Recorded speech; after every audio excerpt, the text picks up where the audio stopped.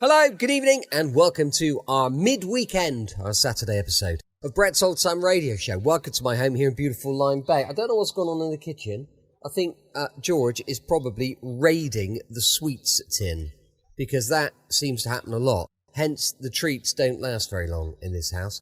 However, thank you for joining us once again. Lola and I are here in the studio. Lola's sat behind me on her beanbag, just loving life. Thank you for joining us once again for our regular late-night visit to those dusty studio archives of old-time radio shows right here at my home on the south coast of the United Kingdom. I'm Brett. I'm your host for our Nighttime Podcast. Welcome to another episode. I've got Facebook, Instagram, and YouTube, all the social media, all called Brett's Old Time Radio Show. If you could give us a follow, little thumbs up, oh, well, that'd be absolutely brilliant. Don't forget, of course, we've got a supporter page at patreon.com/Sunday Night Mystery. Time now. However, for mystery and adventure on a Saturday night. This is yours truly, Johnny Dollar, first broadcast 11th of July, 1951. It's called The Fairway Matter. From Hollywood, it's time now for Edmond O'Brien as Johnny Dollar. That plane crash, Johnny. Did you hear? Yes, I just turned off my radio. Oh, it's horrible. Well, who is this? Oh, I'm sorry. It's Sam Harris, Columbia. Oh, sure. Does your company carry the policies on that airline? Yes, but I'm not thinking of that. That crash was planned. They're definite about it now. Yes, an explosion, some kind of a bomb. There were 13 people killed in the plane. They don't know how many in the houses it crashed into. We've got to place responsibility. The company wants to do whatever it can. We've got to find whoever is responsible.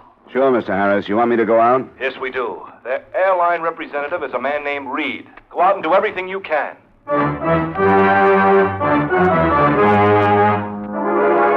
Edmond O'Brien in a transcribed adventure of the man with the action-packed expense account, America's fabulous freelance insurance investigator. Yours truly, Johnny Dollar.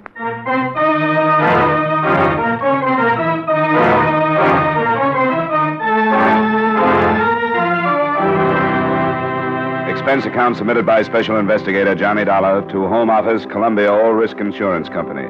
The following is an accounting of expenditures during my investigation of the Fairway Matter.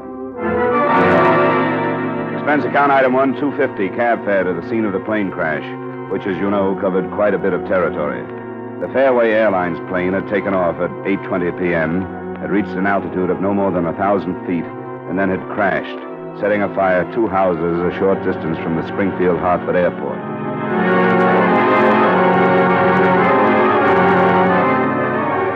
I got there a little after 9:30. One house had been partially saved, but the other had been completely demolished. The family of 4 living in it had been killed. The parents of one child in the first house weren't expected to live. And beyond, twisted pieces of the plane were scattered across a field. Fragments still smoking and turned white by the foam from chemical extinguishers. Oh, there's nothing you can do here, Mr. Stone. Mr. Reed? I've got to know about Mr. Carl Reed? Mr. Carl Reed? Yes, over here. What is it? Please, Mrs. Goodhue, please go and wait in your car. We'll let you know as soon as we can. My baby. My baby. Yes? What do you want? My name is Dollar. The insurance company sent me. Insurance company? Good Lord, this is hardly the time to worry about money, is it? I'm a private investigator. They've hired me to help in any way I can to fix the plane. Oh, I'm sorry, I misunderstood. I guess you have to excuse me, Mrs. Goodhue. There are some things I have to do. Come along, Mr. Dollar. She doesn't know about the explosion. And she thinks there's a chance her daughter wasn't on the plane. She was. She was the stewardess. You haven't told her? I can let her hope for a couple of more hours. Why shouldn't I? I've had to tell too many people. It's just horrible. I think even worse than if it had been an accident. When you know it was premeditated, when you know someone planned it. What kind of person would you have to be to plan something like this? It's hard to believe, Mr. Reed. But we have proof. There was an explosion in the extreme after section. It destroyed all the control cables to the tail assembly. I don't suppose the civil aeronautics man is here yet. Oh, he's on his way. They're sending one of their best, S.W. Nugent. Captain Lenhardt of the state police is here, though. Oh? I'd like to speak to him, then. You have any idea where he is? The last time I saw him, he was over by that ambulance. Oh, it's left. But, see the group of men over by the hangar? Yeah? They collected the bodies there. Made as many identifications as possible. I know it's bad, Mr. Reed, but don't you go to pieces now. That wouldn't help you. I'll be all right. I'll see you later. Yeah.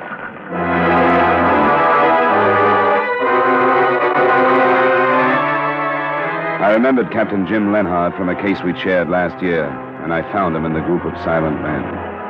The silence and the expressions told better than words how they felt about the row of sheet-draped bodies on the ground. How was Reed making out? I thought he was going to pieces a little while ago. He's still in pretty bad shape. Well, he's not alone. But for us, anyway, Dollar, it could have been worse. Plane could have been filled. Yeah, that crossed my mind. And you and I are thinking together, Captain, that our approach will be to find out if we can which victim was the planned victim. Well, with what we have now, I don't see any other way to start, do you? No. The possibilities, as I see them, are murder with a motive, suicide disguised, or a homicidal maniac. That must cover it. I have men covering the airport and a 2-mile circle around it. Their orders are to question everybody they spot, search every car. That's about all we can do tonight. Well, I'll see you in the morning, then, if it's all right with you. It sure is. I'm glad to have you on the case. I'll meet you in my office at 9. Good. Oh, there's another ambulance. And get the rest of these poor devils into the morgue. Try to find out who they are.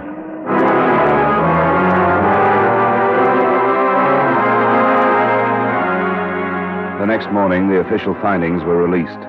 The explosive had been nitroglycerin. It had been detonated by some electrical means, which it was assumed was connected to a timing device that had not yet been found. Captain Lenhart's men had questioned a number of suspicious characters near the airport without result. But he himself had received an anonymous tip on a possible suspect, a Wilbur Wheeler, who was a member of the ground crew that had serviced the plane just before its takeoff.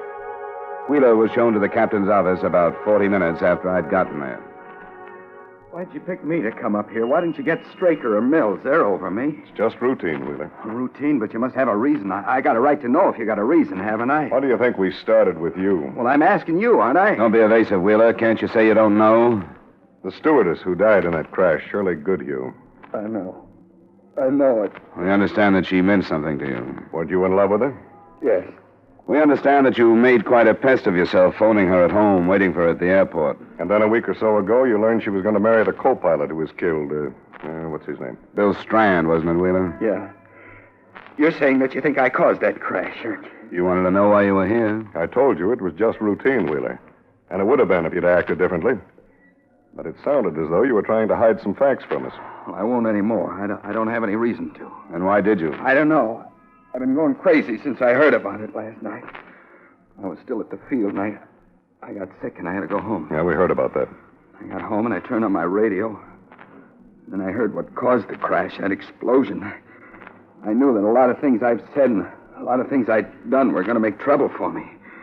Even getting sick and coming home was bad. What were some of the other things?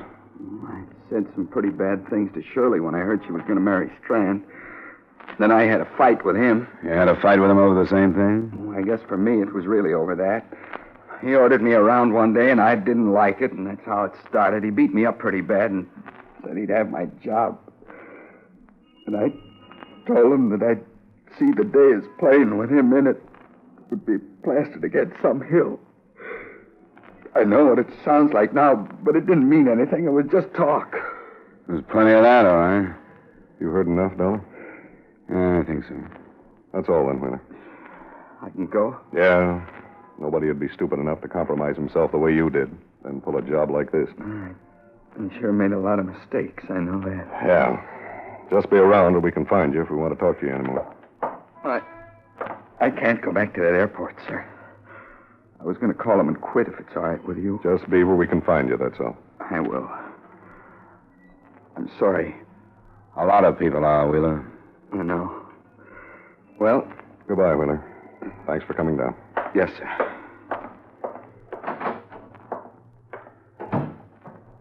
What do you think?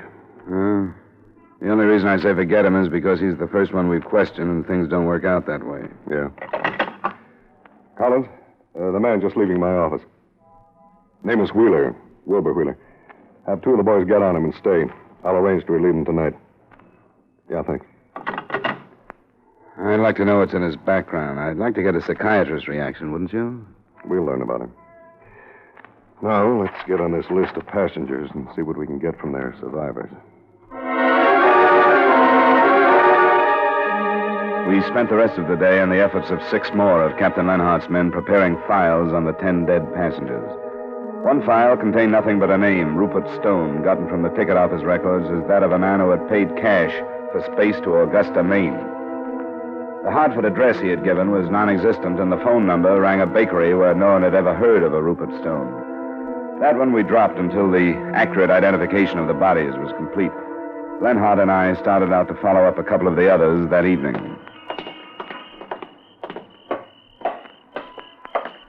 This is rotten work. Check. Mrs. Graham? Yes? This is Mr. Dollar. I'm Captain Lenhart of the State Police. We'd like to talk to you about the death of your husband. No. I've talked too much. It only keeps in my mind the things I saw in that field. And the women crying. We know, Mrs. Graham, but it's our job to fix the responsibility. We only want to ask you a few questions. You'd want to help find whoever caused all those deaths if you could, wouldn't you?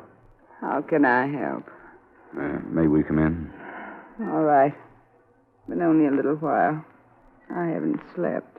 Thank you. Oh, no, Skipper. Be quiet. He knows. Poor old dog. Very soon he will die. And then I'll be alone. Oh, please sit down. Oh, thank you, Mrs. Graham. Yes, thank you. Mrs. Graham, your husband... Yes? Well, he bought space to Boston, didn't he? Yes. His brother's buried there. Oh. He was a religious man. Quite often he would go to visit his brother's grave. I see. I think that's all we needed, wasn't it, Dollar, to recheck his plan? Yes, I think that was all. Yeah, I think we'd better go. We're sorry to have bothered you, Mrs. Graham. And thank you very much for seeing us. All right. Yes, thanks very much. Don't bother to get up. You don't have to come to the door with us. Good night. Good night. Good night, Mrs. Graham. Quiet, Skipper. He won't come back. I couldn't cut it. I think that dog did it. Sorry. Don't apologize to me. This hasn't happened to me since I was a rookie. Forget it. But grilling a poor old woman to find out if her husband's cancer might have driven him to suicide. I couldn't go through it. A whole rotten mess. I think it's getting us so old. Why don't we have a couple of drinks on the way downtown? Forget it for tonight, huh? Or try to? That suits me. You know Al's on Front Street? Yeah, it's fine. Any place. Well, let's go then. I'll phone in from there and have Collins check me off duty.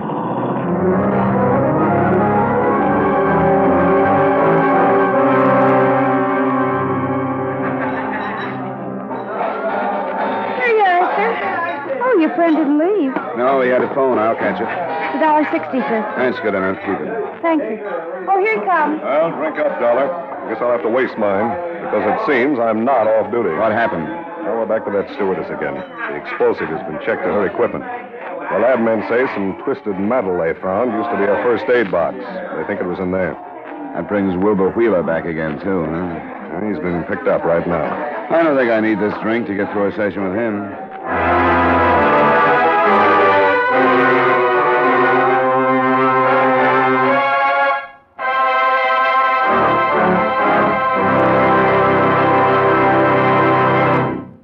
We will return you to the second act of yours truly, Johnny Dollar, in just a moment. Lee Tracy plays his rollicking screen role of Hilda Johnson, newspaperman, in Hector MacArthur's perennial comedy, The Front Page, tomorrow night on CBS Broadway Playhouse. It's an all-fun cast headed by Lee Tracy as Chicago's Hector MacArthur farce about crime reporters comes to life once again on Broadway Playhouse tomorrow night over most of these same CBS stations. Now with our star, Edmond O'Brien, we return you to the second act of yours truly, Johnny Dollar.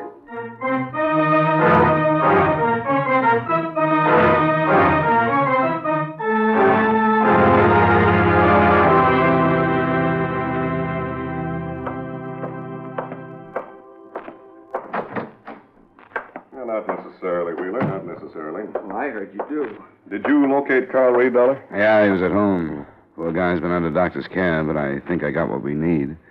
How have you two been getting along? Yeah, Wheeler just got here. We were covering the point of whether or not I have a right to have him brought down here. Maybe I'm wrong. You are. Didn't you want to come, Wilbur? I guess I don't like the idea of being loaded into a police car twice in one day with everybody in the block gawking at me. A lot of people have been loaded into police cars today, Wheeler. They were glad to come in and do anything they could to help clear this thing up. Well, I want to help, too. I didn't mean it that way. We're glad to hear that. How long have you worked for the Fairway Airline? About a year and a half, I guess. What'd you do before that? What do you mean? You still think I had something to do with that crash? That's what you mean, isn't it? We'd like to find out who did. Wouldn't you? But you think I did it, and I didn't. I told you I didn't. Even you said I didn't. And it sounds like you've got nothing to worry about, so calm down and answer our questions. I want to know why you're asking questions like that. Why did you bring me back here? Because some new evidence has turned up. That's why. What does that have to do with me? It has to do with Shirley Goodhue. I don't know what you mean. I don't know what you're talking about. I told you everything there was about her and me. Did you know that she carried a first aid kit aboard the plane last night? First aid kit? I don't know what you mean. You don't? After working there a year and a half? What did you do on the plane? I brought food on, checked the water, and a few other things. Things that the stewardess would be involved in. She'd be there with you, wouldn't she? Yeah, but I don't know what you're driving at. I don't know what you mean. In the back part of the plane? Yes. Shirley was there, and you were there last night. Yeah, but I wouldn't... Where did she put her first aid kit, Wheeler? Why do you ask me that? I don't remember. I didn't notice. They had a place they kept it, but I didn't notice. Was it open? I don't know. What was in it? If I knew what you meant, I don't know why you're asking me these things. I talked to Mr. Reed, so I know about these things. Fairway is an unscheduled airline, so they have their own particular routines. One of them is that this first aid kit is the stewardess's responsibility. Each one is a kit. They take it off the plane when they leave, and they bring it aboard when they report for work. I don't know what you're talking about. The explosive, Wheeler. The nitroglycerin that was hidden in that first aid kit. I didn't put it there. That's what you mean, but I didn't do it. I didn't know anything about it. Enough explosive to tear out the whole tail assembly. I didn't do it. I didn't. 13 people in that plane, Wheeler. 4 people in one of the houses it crashed into. Probably 2 more in the other. I didn't do it. I didn't do it.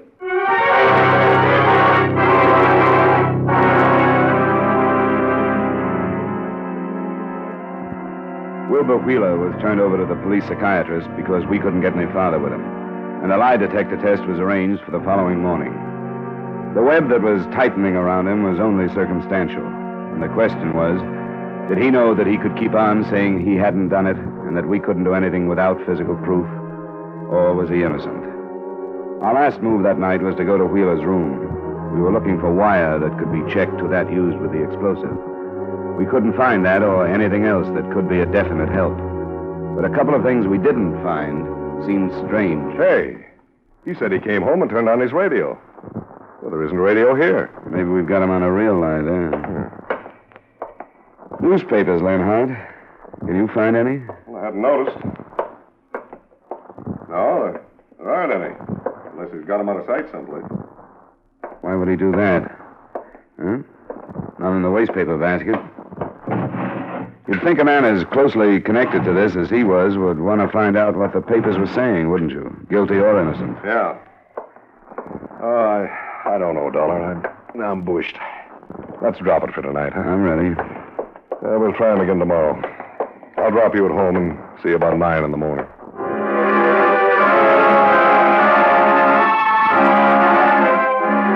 The next morning, Leonhardt and I talked to the psychiatrist who'd spent a couple of hours with Wheeler.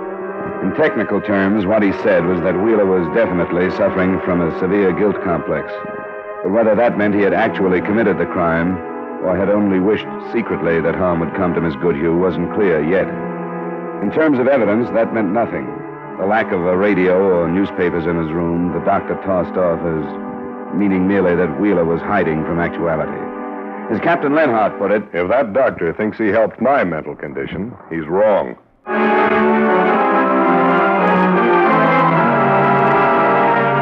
That afternoon, there were 2 developments. The first one was the report that the results of Wilbur Wheeler's lie detector test were negative, but his reactions put the mark of guilt all over him. The second came from the Fairway office of Carl Reed. He'd been unable to locate another of his stewardesses, and when finally he'd sent someone to her apartment, she'd been found, shot to death. We met Mr. Reed at the scene of the second crime. I simply had to get back on the job today. 2 of our flights were delayed yesterday because of my going to pieces. You better watch it now, Mr. Reed. I don't know if Just take it easy. You try to phone this girl and tell her to report for one of your flights. And when you sent somebody out here, she was found dead, right? Yes. I hadn't tried to contact Alice before because I knew that she and Miss Goodhue had been close friends, and I knew she must have felt almost responsible for her death. Why, Mr. Reed? Why? She was scheduled for the flight the other night. I thought you knew that. No, we didn't. I wish we had. But I told you that night at the scene of the crash, I was talking to her mother, Mrs. Goodhue. Yes, I remember that. You said she thought there was a chance that her daughter wasn't on the plane. I told you the other girl was scheduled to No, go... Mr. Reed, no. You made it sound like Mrs. Goodhue thought her daughter was on a different flight. You didn't say anything about another stewardess. Oh, good Lord. It's all right. It's all right, Mr. Reed. The human mind isn't infallible. But it can correct its mistakes.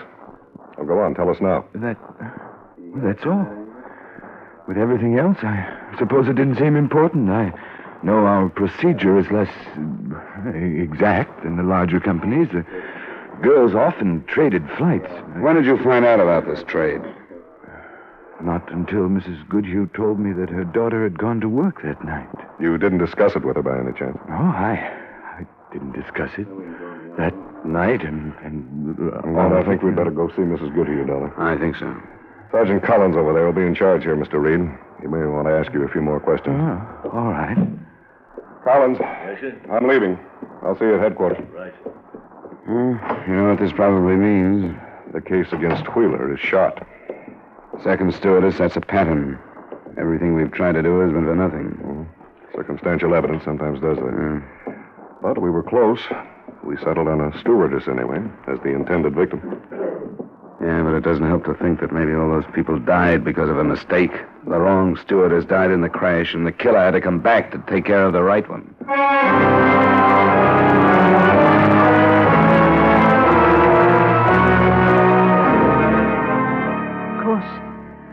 Of course, I'll tell you anything I can. Well, we've just learned that your daughter wasn't scheduled to be on that plane, Mrs. Goodhue. No, she wasn't. Do you know why she happened to be? We understand that she and Alice Turner exchange flights quite often, but do you know how it happened the other night? Well, no. Shirley was here at home, and the phone rang. What time was that, please? Oh, I hardly remember. We'd had an early dinner. The plane took off at 8:25. How long before then? Well, an hour at least. No, it was less than that because Shirley left in such a hurry. What did she say? Well, she said that one of the girls was sick and she was going to take her place on a flight. Just up to Maine and back, she said. She said she'd be home soon after midnight. I've never liked rushed decisions, and I've always worried when Shirley left in a hurry like that. She did it quite often? Yes. Yes, they all did it. 6 of them live here in Hartford. I never liked it. Did she trade more often with Alice Turner than the others, do you know? Well, I don't think so. No, it was an agreement, almost a code. If one of them couldn't work, one of the others would fill in. Well, then it's possible that Alice Turner called some of the others before she called your daughter. Yes, it is possible. And I wish that I...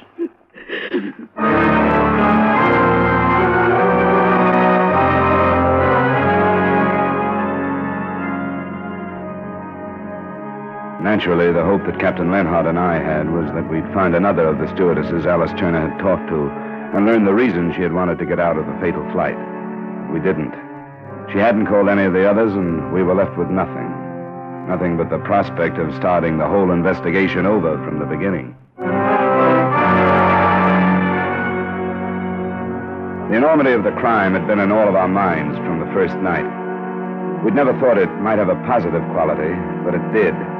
The horror of it led to the solving of it late that afternoon. Lenhart and I had found no place from which to start over. I went back to my apartment building, and in the corridor just outside my door... Is your name Dollar? Huh? Yeah. Can I help you? I want to talk to you. I think we better go inside, huh? Oh, I'm pretty busy. I know you are. I want to talk about the plane explosion. Oh? All right, come on in. Look, I I can't stand it anymore. I read about Alice Turner this afternoon, and I can't stand it, that's all. What do you know about it? Just that, all those people killed for nothing. And I'm partly to blame, too. I'm ready to give myself up. Why'd you come to me, then? Why didn't you go to the police? Well, you can talk to somebody like you. The police are always building the case for the state. Okay. They'll get you anyway. But you'll know what I really said. Go ahead. His name is Church. Arthur Church. Who is Arthur Church? He's the chief pusher for a bigger narcotics outfit than you ever thought there was. We've had a few cranks in this case already. No crank. Alice Turner was carrying the stuff for him. She wanted to get out and Church wouldn't let her. So she got smart. She set up a meeting with a federal man the other night. That's why she was killed. All the rest. Doesn't make sense. If she'd made this date, don't you think the Federals would have been in on this? Alice didn't tell him who she was or what she did. How do you know all this? I'm the one that told her Church was on to her. I told her to drop it, not to go. That's my part of it. I told her Church was on to her, and that he'd stop her some way. I told her to drop it no matter what. I don't like it. Why would she put Shirley Goodhue on the spot? Well, Alice didn't know what would happen. I didn't know. Who could know he'd do anything like that? Why did he? If what you say is true, he could have stopped her some other way. That's my doing, too. I kept her out of sight. And the other night, I told her to do anything to stay where she was and not to go to the field. She believed me then. I called Shirley Goodhue and told her she was sick. And that's why she didn't go. Do you know where the explosive was that wrecked the plane? I read today. The first aid kit. That's where Alice carried the stuff. And it was her kit. How did the Goodhue girl get it? Because she was called at the last minute, and Alice had her things in the locker at the field. Oh, now look, Mr. Dollar, I wouldn't be here if I wasn't telling the truth. It's a peddling rap for me. But I've been reading these stories about the people that got killed and the families that are left. I couldn't take it. I knew the truth. And then when Alice was killed, there was no reason for not telling what I knew. Are you ready to go to the police with him? You heard what I got to say. I'm giving myself up. You're a witness to that. Do you know where this Arthur Church is? Yeah, he and I, we live together. And you'll come with us. If I have to, sure.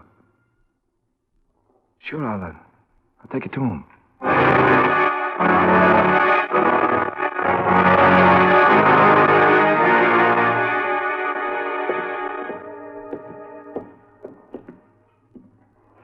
This it, Moran?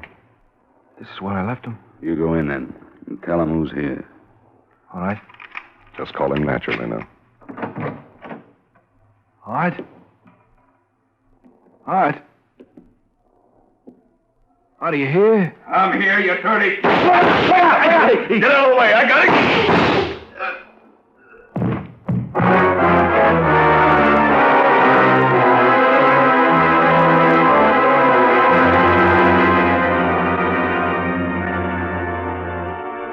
Expense account item 2, miscellaneous, $23.45. Expense account total, $25.95. Remarks? With the cost of the other people, the total hardly seems important, does it? I think it would be easier to forget the $25 than the rest of the matter, so let's do it. Yours truly, Johnny Dollar.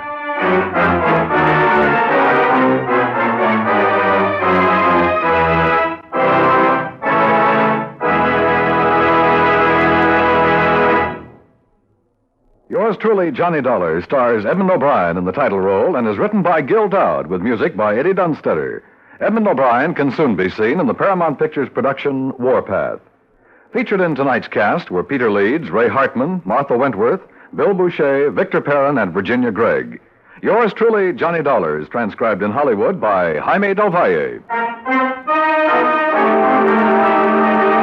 This is Dan Coverly inviting you to join us next week at the same time when Edmond O'Brien returns as... Yours truly, Johnny Dollar.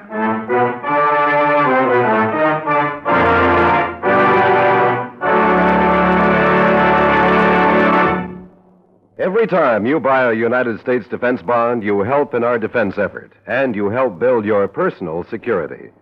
Yes, defense bonds are good for you and good for your country. Remember, defense is your job. Buy United States defense bonds.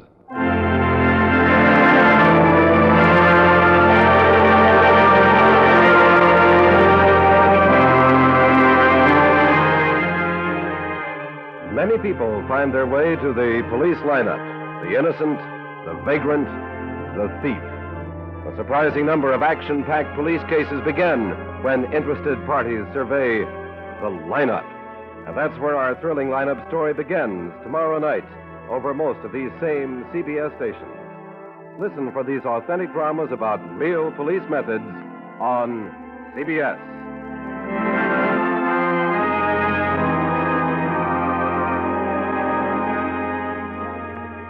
This is CBS, where you'll never lose when you follow the news on the Columbia Broadcasting System.